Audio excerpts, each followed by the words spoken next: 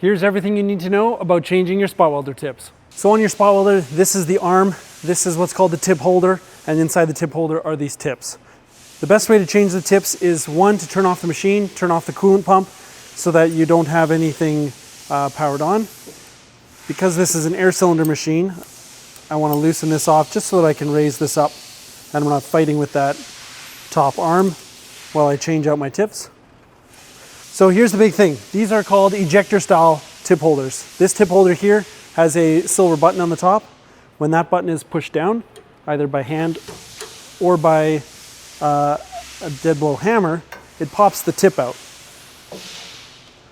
So those are the tips, they pop out. This here shows you this is the button, and this is what pops the tip out when it's inside the tip holder. You really don't want to grab the set of tips with the vice grip and start cranking it, twisting it out, because that might score the inside of the copper in here and start causing leaks. So ideally, if it's a little bit stubborn, you grab a little hammer and you can just tap that tip holder, tap the button on the bottom there, or hit the one for the top, and that'll pop the tip out. Once you seat the new tip in there, it should be nice and sealed up and ready to go for the next setup. We'll bring this, open this up here, and we'll lower the tip holder back down and snug up the, there. That's how you change a spot welder tip. Check out our other videos on the spot welder. Thanks for watching.